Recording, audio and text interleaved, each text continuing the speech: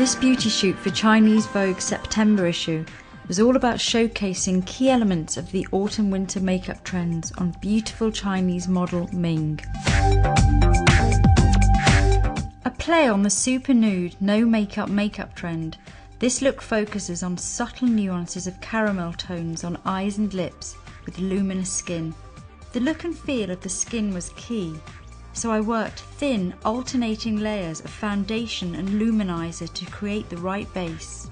Then did a little bit of contouring and went on to the eyes. Using 3 shades, I began with a slightly cool tone pinky brown, buffing the colour into the inner corner of the eyes, and then proceeded to use a warmer golden shade all over the lid, and another slightly deeper shade at the outer edge and underneath.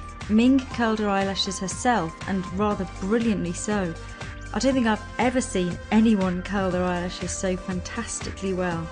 I wanted brows to look polished, so used 2 shades of brow pen, applying lots of fine strokes for a natural look. I continued to work on the contouring and highlighting element of the makeup, to really enhance Ming's amazing bone structure. After that, I applied lip balm and a Serge Lutens lip pencil all over the lips. Gloss on the top of the cheeks and on the brow bone was a final touch. On set, I worked really closely with the amazing beauty photographer Liz Collins. I tweaked the brows and played with the levels of shine on the skin.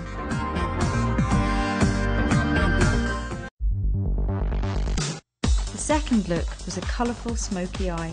The key to this striking eye was a dense inky base. I buffed a black paint pot all over Ming's upper eyelid and along the lower lash line. Darkest at the lash roots, I took the colour up to the socket line, building the intensity and density as I went. Having this dense cloud of black underneath amplified the colours I used on top, giving them more intensity and sheen.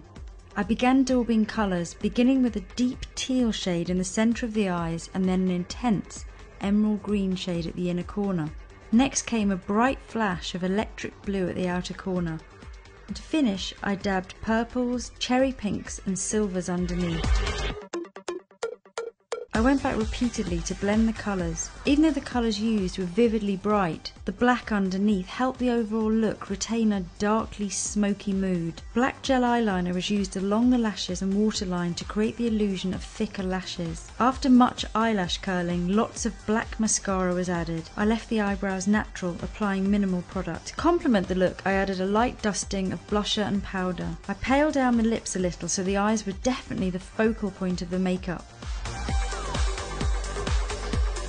I played with the makeup a little bit more on set, adding a touch more of the blue to the outer corner.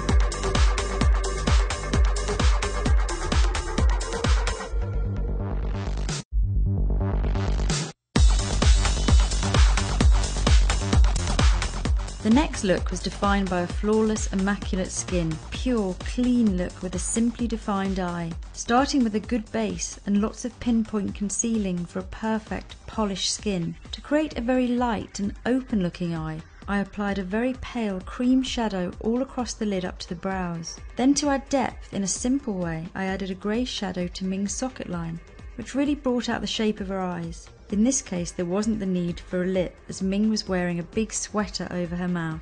For this shot, I gave Ming a polished and perfected brow shape, using felt tip and powder brow products.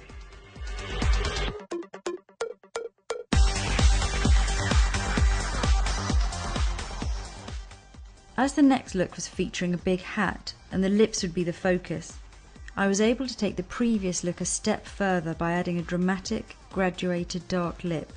I wanted to layer several complementary tones and contrasting textures to create a different effect. I began with a very dark red wine shade all over the lips, following the natural shape. Then using a dark berry lip liner, began to work over the lips, increasing the intensity and strength. I then added a touch of black liner, working it into the edges to add drama, and then blending it into the existing reds and plums. I finished with a pop of bright cherry red at the centre of the lips. On set, I played with the texture, trying different finishes, from creamy to matte velvet.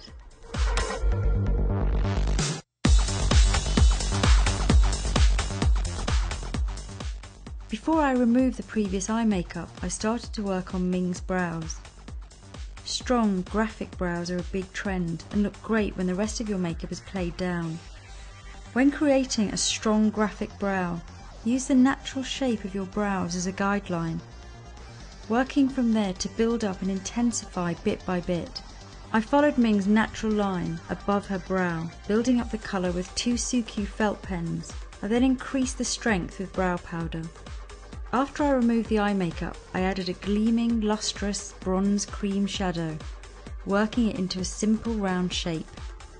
I did a little sculpting and then added a pale lip, because fierce, exaggerated brows can feel very masculine.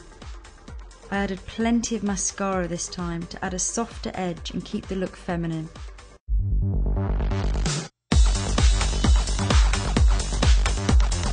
The final look was strong liner. After doing foundation and concealer, I went on to the eyeliner. I wanted the eyeliner to look bold and graphic, but at the same time have poetry and a lyrical curve to keep it very feminine and pretty. When doing a very precise liner like this on the upper lid, start by really working the liner into the roots of the lashes for a pro finish. Map out the shape on one eye, and then looking straight ahead, mark out the shape on the other eye for symmetry. After working on the shape on top, I mapped out the shape underneath. A light sweep of liner underneath mirrored the upper line and gave a wide-eyed look. I used a half set of lashes to mirror the liner and give an elongated feel to the eye. And then on set, I tried out a paler baby pink version of the lip. And this was the one we ended up using in the story.